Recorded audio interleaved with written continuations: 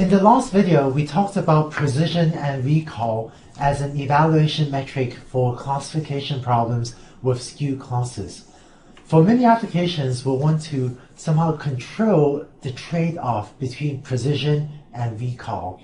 Let me tell you how to do that and also show you some even more effective ways to use precision and recall as an evaluation metric for learning algorithms. As a reminder, here are the definitions of precision and recall from the previous video. Let's continue our cancer classification example where y equals 1 if a patient has cancer and y equals 0 otherwise. And let's say we've trained a logistic regression classifier which outputs probabilities between 0 and 1. So as usual, we're going to predict 1, y equals 1, if h of x is greater than or equal to 0.5, and predict 0 if the hypothesis outputs a value less than 0.5. And this classifier may give us some value for precision and some value for recall. But now, suppose we want to predict that a patient has cancer only if we're very confident that they really do. Because, you know, if you go to a patient and you tell them that they have cancer, it's going to give them a huge shock. It gives them seriously bad news, and they may end up going through a pretty painful treatment process and so on. And so maybe we want to tell someone that we think they have cancer only if they're very confident. One way to do this would be to modify the algorithm so that instead of setting this threshold at 0.5, we might instead say that we'll predict that y is equal to 1 only if h of x is greater than or equal to 0.7. So this is like saying we'll tell someone they have cancer only if we think there's a greater than or equal to 70% chance that they have cancer. And if you do this, then you're predicting someone has cancer only when you're more confident.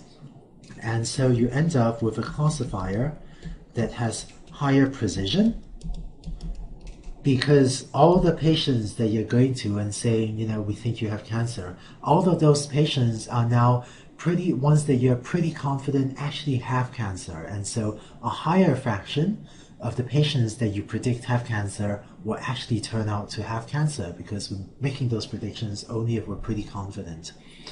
But in contrast, this classifier will have lower recall, because now we're going to make predictions, we're going to predict y equals 1 on a smaller number of patients. And we could even take this further. Instead of setting the threshold at 0.7, we could set this at 0.9, and we'll predict y equals 1 only if we're more than 90% certain that the patient has cancer. And so, you know, a large fraction of those patients will turn out to have cancer. And so this will be a high precision classifier, but we'll have lower recall because we won't correctly detect that those patients have cancer. Now consider a different example. Suppose we want to avoid missing too many actual cases of cancer, so we want to avoid false negatives. In particular, if a patient actually has cancer, but we fail to tell them that they have cancer, then that could be really bad, because, you know, if we tell a patient that they don't have cancer, then they're not going to go for treatment. And if it turns out that they have cancer, but we fail to tell them they have cancer, well, they may not get treated at all, and so that would be a really bad outcome. They would just die because we told them they don't have cancer, they failed to get treated, but it turns out they actually have cancer. So suppose that when in doubt, we want to predict that y equals 1. So if when in doubt, we want to predict that they have cancer so that at least they look further into it and they at least can get treated in case they do turn out to have cancer.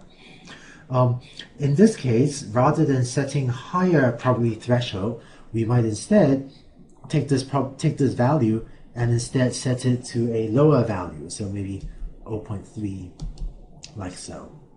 Right? And by doing so, we're saying that, you know what, if we think there's more than a 30% chance that they have cancer, we better be more conservative and tell them that they may have cancer so that they can seek treatment if necessary.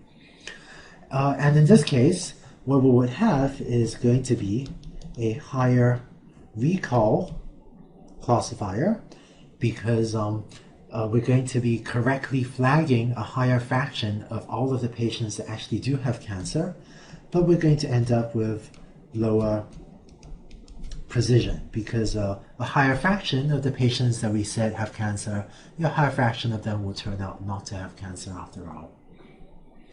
And by the way, just as an aside, when I talk about this to other students, I've been told before, it's pretty amazing. Some of my students say is how I can tell the stories both ways. Why we might want to, have higher precision or higher recall, and the story actually seems to work both ways. But I hope the details of the algorithm is true, and the more general principle is depending on whether you want high precision, lower recall, or high recall, lower precision, you can end up predicting y equals 1 when h of x is greater than some threshold. And so in general, for most classifiers, there's going to be a trade-off between precision and recall. And as you vary the value of this threshold, this value of this threshold I've been drawing here, you can actually plot out some curve that trades off precision and recall, where a value up here, this would correspond to a very high value of the threshold, maybe threshold equals 0.99. So that's saying predict y equals 1 only if we're more than 99% confident, or at least 99% probability this one. So that'll be a high precision, relatively low recall, whereas the point down here will correspond to a value of the threshold that's much lower, maybe equal 0.01, meaning when in doubt at all, predict y equals 1. And if you do that, you end up with a much lower precision, higher recall classifier. And as you vary the threshold, you can, if you want, you can actually trace out a curve for your classifier to see the range of different values you can get for precision and recall. And by the way, the precision recall curve can look like many different shapes. Sometimes it'll look like this. Sometimes it'll look like that. There are many different possible shapes for the precision recall curve depending on the details of the classifier. So this raises another interesting question, which is there a way to choose this threshold automatically? Or more generally, if we have a few different algorithms or a few different ideas for algorithms, how do we compare different precision recall numbers? Concretely, suppose we have 3 different learning algorithms. Actually, maybe these are 3 different learning algorithms. Maybe these are the same algorithm, but just with different values for the threshold.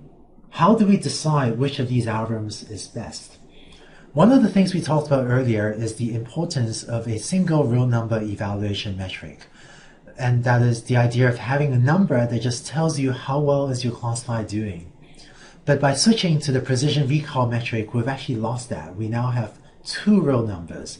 And so we often may end up faced with situations like if we're trying to compare algorithm 1 and algorithm 2, we end up asking ourselves, is the precision of 0.5 and a recall of 0.4, well, is that better or worse than the precision of 0.7 and a recall of 0.1?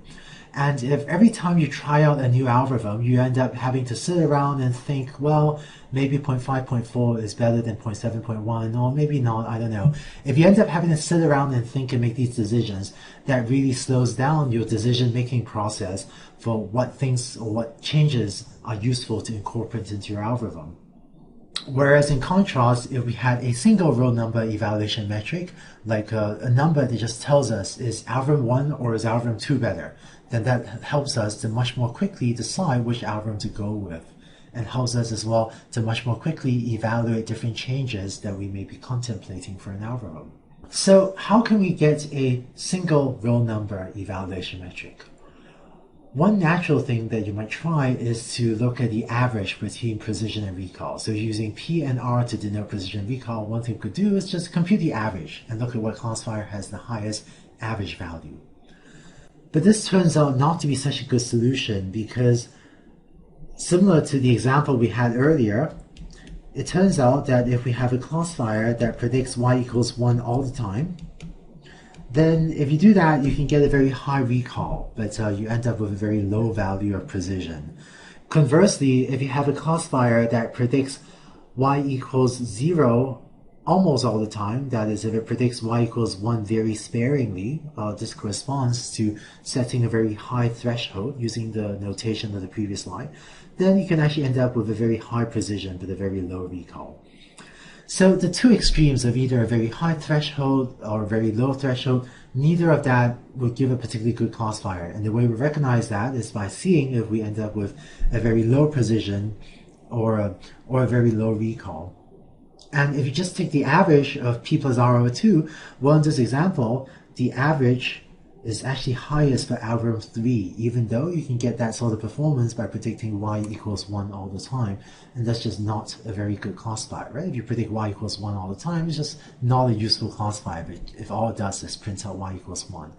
And so algorithm 1 or algorithm 2 would be more useful than algorithm 3. But in this example, algorithm 3 has a higher average value of precision recall than algorithm 1 and 2. So we usually think of this average of precision recall as not a particularly good way to evaluate our learning algorithm. In contrast, there's a different way for combining precision and recall. It's called the F-score, and it uses that formula. And so in this example, here are the F-scores. And so we would tell from these F-scores that it looks like algorithm 1 has the highest F-score, algorithm 2 has the second highest, and algorithm 3 has the lowest. And so, if we go by the F-score, we would pick probably algorithm 1 over the others. The F-score, which is also called the F1 score, is usually written F1 score like I have here, but often people will just say F-scores. Either term is used. Is a little bit like taking the average of precision and recall, but it gives the lower value of precision and recall, whichever it is, it gives it a higher weight. And so you see in the numerator here that the F-score takes a product of precision and recall. And so if either precision is 0 or recall is equal to 0, the F-score will be equal to 0. So in that sense, it kind of combines precision and recall, but for the F-score to be large, both precision and recall have to be pretty large. I should say that there are many different possible formulas for combining precision and recall. This F-score formula is really maybe just one out of a much larger number of possibilities, but historically or traditionally, this is what people in machine learning seem to use. And the term F-score, it doesn't really mean anything, so don't worry about why it's called F-score or F1 score. But this usually gives you the effect that you want, because if either precision is 0 or recall is 0, this gives you a very low F-score. And so to have a high F-score, you kind of need a precision recall to be 1. And concretely, if P equals 0 or R equals 0, then this gives you that the F-score equals 0. Whereas a perfect F-score, so if precision equals 1, and recall equals 1, that would give you an F-score that's equal to 1 times 1 over 2 times 2. So the F-score will be equal to 1 if you have perfect precision and perfect recall. And intermediate values between 0 and 1, this usually gives a reasonable rank ordering of different classifiers. So in this video, we talked about the notion of trading off between precision and recall, and how we can vary the threshold that we use to decide whether to predict y equals 1 or y equals 0. So there's a threshold that says, do we need to be at least like 70% confident or 90% confident or whatever before we predict y equals 1. And by varying that threshold, you can control a trade-off between precision and recall.